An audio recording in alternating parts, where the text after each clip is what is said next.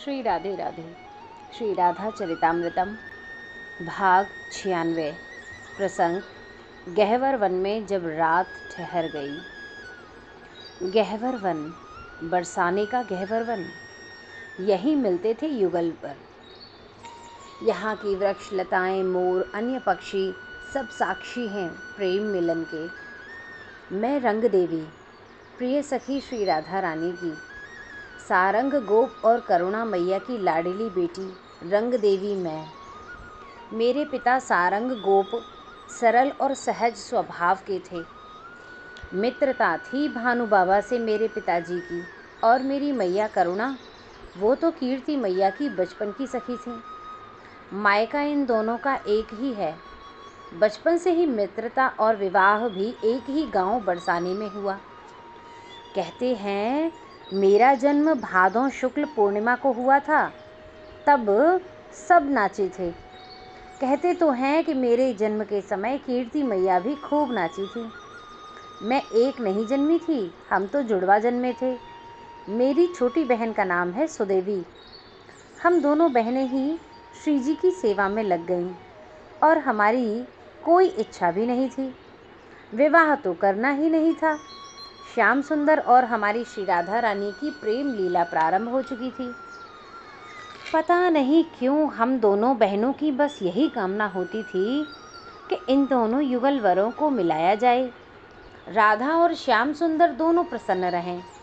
बस विधना से हमने सदैव यही अचरा पसार के मांगा है।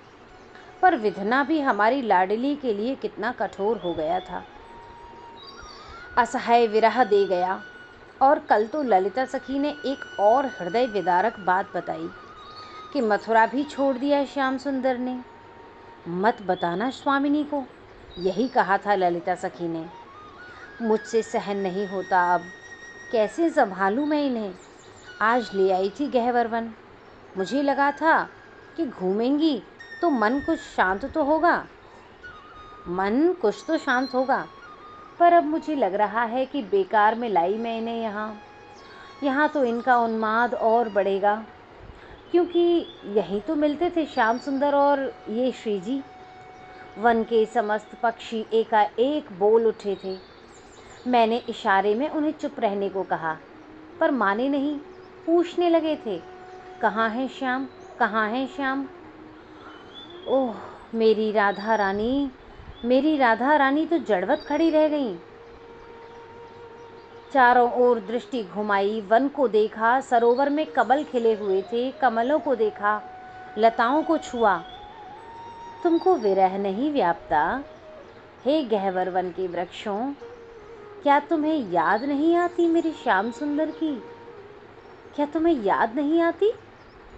वो मेरे श्याम तुम्हें छूते थे, क्या उनके छुअन को तुम भूल गए?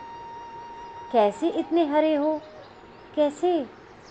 हे गहवर वन की लताओं, तुम जरी नहीं? इतना कहते हुए विरहिणी श्री राधा हा श्याम, हा प्राणेश कहते हुए मूर्छित हो गई थी। रंग देवी कहाँ हो तुम? मैं यहाँ अकेले, रात हो रही है। ओह रंग देवी, पता नहीं क्यों मुझे रात्रि से डर लगता है। मैं डरती हूँ क्योंकि रात्रि को मेरा उन्माद बढ़ जाता है, और रात्रि का समय कटता भी नहीं है, काटे नहीं कटता। मैंने अपना हाथ दिया, मेरे हाथों को छूते हुए। मेरी सखी रंग देवी, सुना तुमने? मेरे श्याम कुछ कह रहे हैं। आहा प्यारे, तुम्हारी इच्छा पूरी हो। मुझसे कह रहे हैं मेरे प्राणेश कि राधे, बहुत दिनों से मैंने वीणा नहीं सुनी है, मुझे वीणा सुना दो। रंग देवी, अपने प्रिय की बात न मानना ये तो अपराध होगा। जाओ मेरी वीणा ले आओ। आज मैं इस गहवर वन में फिर वीणा बजाऊंगी। मेरे प्रिय भी प्रसन्न होंगे, और उनकी प्रसन्नता में मेरी ही तो प्रसन्नता है। देख रंग देवी, ये वृक्ष भी सुनना चाहते हैं मेरी वीणा को, ये लताएं और ये मोर भी। जाओ रंग देवी, मेरी वीणा ले आओ। पर रात हो गई है, आप महल नहीं चलेंगी? क्या रात यहीं बितानी है? हंसी श्री राधा रानी। अरे मुझे नींद कहाँ आती है, मुझे तो लगता है कि ये रात होती ही क्यों है। दिन ही हो तो ठीक है। अब तू जा और मेरी वीणा ले आ। आज रात भर मैं वीणा सुनाऊंगी अपने श्याम सुंदर को। मैं क्या करती, श्री जी की आज्ञा का पालन ही हमारा धर्म था। मैं वीणा लेने चली गई थी महल में। गहवर वन, घना वन है, मध्य में सरोवर है, चांद खिला है, पूर्णता से खिला है, मानो वह भी तैयार होकर आया है वीणा सुनने के लिए। लताएं झूम उठी थीं तब जब श्री जी ने वीणा के तारों को झंकृत किया था। आह, हृदय विदीर्ण हो जाए ऐसा राग छेड़ा था श्री प्रियाजू ने। अपने आप को भूल गई थी वीणा बजाते हुए। अश्रु बह रहे थे, नैनों से अश्रुपात हो रहा था। बहते बहते कंचुकी पट को गीला करने लगे थे। मोर शांत होकर श्री राधा रानी के पीछे खड़े हो गए। कोई कोई मोर तो अश्रु बहाने लगे थे। पक्षी भी श्री राधा रानी की विरह वेदना को अनुभव कर रहे थे। पर ये क्या, वीणा बजाते बजाते रुक गई श्री राधा रानी और अपने बड़े बड़े नयनों से चंद्रमा की ओर देखा था। हे स्वामिनी, क्यों वीणा को रोक दिया, बजाइए ना, रंगदेवी ने प्रार्थना की। चंद्रमा रुक गया। रंगदेवी, मेरी वीणा सुनते हुए ये रुक क्यों गया? ये क्या कह रही थी? मैं चौंक गई, मुझे घबराहट होने लगी। आपको क्या हो गया एकाएक? मैंने पूछा। मुझे क्या होगा रंगदेवी, हुआ तो इस बावरे चंद्रमा को है, श्री राधा रानी ने रंगदेवी से कहा और फिर बड़े गौर से चंद्रमा को देखने लगी। ओह, चंद्रमा नहीं रुका रंगदेवी, अब मैं समझी। चंद्रमा को चलाने वाला जो हिरण है ना, वो रुक गया है। देख, हाँ अब समझी मैं रंगदेवी। हिरण को तो वीणा की ध्वनि मुग्ध कर देती है ना। हाँ, मेरी वीणा सुनकर ये चंद्रमा में काला काला जो दिखता है, यह हिरण ही तो है जो इस चंद्रमा को खींच कर चलाता है। रंगदेवी, चंद्रमा रुक गया है। उफ, ये श्री राधा रानी का विचित्र उन्माद। इसका मतलब रात रुक गई।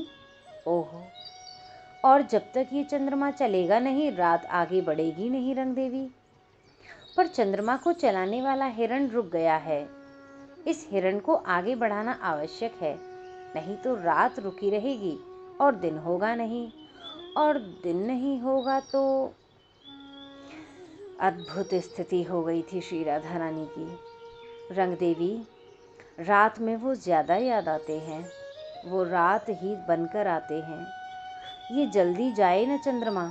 उठकर खड़ी हो गई श्री राधा रानी। नहीं, इस हिरण को चलाना आवश्यक है। जब हिरण चलेगा तभी चंद्रमा आगे बढ़ेगा, तब रात भी बढ़ेगी, सोचती हैं श्री राधा रानी। फिर एकाएक दौड़ पड़ती हैं, दाड़िम के पेड़ से दाड़िम की एक लकड़ी तोड़ती हैं, फिर भोजपत्र के वृक्ष से भोजपत्र, सिंदूर के वृक्ष से सिंदूर। मैं कुछ समझ नहीं पा रही थी कि क्या करूं। वे इतनी शीघ्र कर रही थीं सब कुछ कि पर क्या कर रही हैं। भोजपत्र को धरती में रखा, सिंदूर के बीज निकाले, उन्हें सिंदूर के बीजों को मसला, फिर उसे दाड़िम की लकड़ी में लगाकर कुछ चित्र बना रही हैं श्री राधा रानी। मैंने देखने की कोशिश की तो वे बना चुकी थी।